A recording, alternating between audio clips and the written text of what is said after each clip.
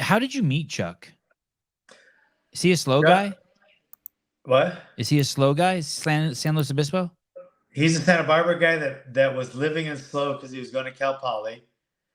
And his instructor, when I moved up here from LA, because I retired from fighting, so I moved up here with my ex-wife because we wanted to get out of LA. Is this So in 85? Is this in 85, 86? This is in 90. I started Oh. the gym in the backyard in Woodland Hills in 85, and then I had it until 90 when I moved up here. So I moved up here in 90, and that's when my wife and I thought, if you're not going to fight anymore, we don't have to be in LA. Let's get the fuck out of here. She was from up this area. So she says it's a lot quieter. We can raise the kids. It's a lot better. So we moved up here, and we ended up getting divorced within probably like 2 years. But I stayed, and then my dad She moved. left. She left SLO. No, she left me, but she still lives here. Oh. We just got divorced, and she didn't want to stay on the property because we're kind of out there, like you know. Yeah, you have a great piece of property. You're in the country. It's awesome. Yeah, she didn't want to be in the country. She wanted to be in town. So she bought a condo in town, and I stayed there. And then my dad moved out to. He retired from Hawaii where he lived, and then he moved out here. I had a guest house. He lived in it. I was a single dad. He was helping me, raise the kids. And then were you nursing at the time? Oh, you were working in the mental ward. I was working here in this town as a respiratory therapist. Mm. That's kind of, a respiratory therapist? Yeah, if your dog has heart issues, you help him breathe. Yeah, except humans, but same thing. Okay.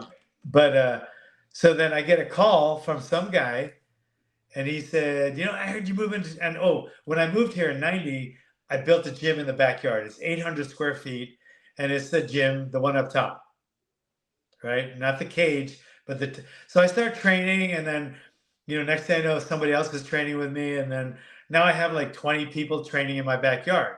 How did people? Sorry, John. How did people find you back then? This is like pre-internet shit. How did people find you? That was. Let me see. How did I just get word of mouth? You were a badass. Like people just knew. Like, hey, if you want to learn how to gouge an eye and fight, like really fight, this is the dude. When I moved up here, I built the gym. I started training, and then I started going to different martial arts gyms in town and sparring with the guys. I'd go into a dojo, like a karate dojo. I say, hey, what day is your sparring? Can I come? Is it open sparring? And most of them are. So I would go up and spar on that day, and I started getting some students from that. Like, hey, can we, even some of the instructors would say, hey, can I go up and train with you and learn some of this stuff? Like, yeah, sure. So next thing you know, I'm having a bunch of people training, and some guy calls me from San Luis. He owns a karate school. It's a system called Kyoshishin. No, it's called I forget, some kind of Japanese name. And he calls me. He goes, I've been hearing about you. You're new in town, and you're going to different gyms and sparring and stuff. And I don't think that's what martial arts is all about. And I don't think what you're doing is good for martial arts. And it's more of a sport. And I said, well, I'm a martial artist. I mean, I'm a black belt. I'm training with my guys. He goes, yeah, but your stuff is for the sport. We're more for the street, and your stuff would never work in the street. He actually said that. And I said, well, we could find out. I could come up to your gym, and you and I could go at it and without any rules. And he said, okay, how about Friday at 7:00? I swear to God, it's in Chuck's book. So I go up there, and I go up on the whatever day it was with my dad, and I'm driving up in my black pickup truck. Are you nervous? Just like before a fight. I knew I was going to be in a fight, so I was pretty nervous. I was tense, So I get in there. He's sitting behind the desk. I walk in. It's like a dojo, and I go in. There's a mat with some people on it. So I go, hey, what's up? You Jack Sabbath. His name is Jack Sabbath. Koikan, and the style is called Koikan. So he says, my back's been bugging me.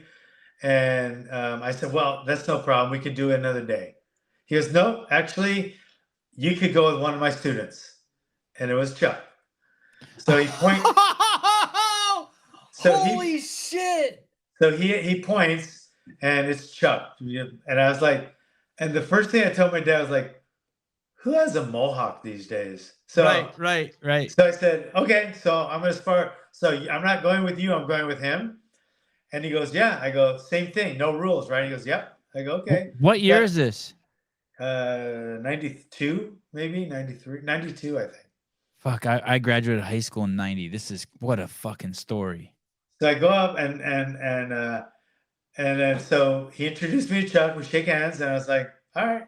So we start going. Next thing I know, I did something that wasn't legal in a sport fight, but he was telling me our stuff is for the street. Your sport is bad for martial arts. So I'm doing some not sport type stuff. I think I was kneeing him low or something, and he's like, hey, whoa, what are you doing? What, you can't knee like that. I said, I thought you said anything goes. This is a street fight. Don't this anything goes, bro. And Chuck was like, yeah, anything goes. Let's go. So me and Chuck are going. Chuck, and I'm realizing right now, that split second, I'm realizing, this guy doesn't know a shit ton, but this guy's tough as fucking nails. Because I'm fucking, I'm world rank right then. I'm fucking in the top 10 in the world, and he's taking it. He's not, he's not winning by any means, but he's. Are you holding back a little bit, by the way? Like, are you afraid that you might accidentally kill someone? No, I wasn't holding back as much as I wasn't trying to knock him out with every punch. I was just trying to, and he wasn't the guy that mouthed off to me. So this is no gloves. Are you in gis? Shit, I don't remember. God, and there were no one filmed that shit with their cell phone. There weren't even cell phones then. Yeah, my God. But we had small. I think we had small like bag gloves on. Okay. But anyway, so we're gonna. Chuck talks about it in his book. I gotta reread that. But anyway, so we're going at it pretty good. But I'm obviously getting the better because I'm a little more technical. I know more stuff. So I'm done. So the guy goes, "Okay, that's off. That's done. We're done." So I said, "Okay." I shake. Why was were you tuning Chuck up? He didn't like Chuck was got a bloody nose or something. No, I was showing that I knew more. Okay. But Chuck was hanging in every second. And I wasn't trying to. So anyway, so Chuck comes in when I'm done. We shake hands, and the guy was just a douchebag. So I walk into the bathroom to change, and Chuck comes in. And he's like, "Hey, can you train me how to really fight?" And I was like, "Yeah, sure. Here's my card." I shake his hand, and I start walking out. We're driving home with my dad. And I'm telling my dad, yeah, the guy gave me his card. He wants to start training tomorrow. He won't show up. He'll never show up. He was there the next morning. And it was funny because the next morning it was raining. And he came up on this little Honda, like 125 motorcycle. That's what Chuck used to drive. And he came up and he trained. And it was pouring rain that day. So I worked out with him.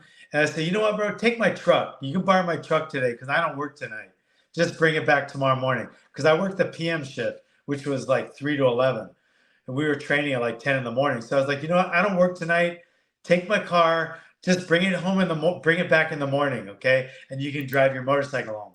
He's like, wait a second. You don't even know me? You want me to drive your truck home? I go, bro, it's raining out. I don't want you to get wet. He's like, okay, thanks. And he took my truck, and I saw him the next morning, and he came every day after that until he won the world title. No shit.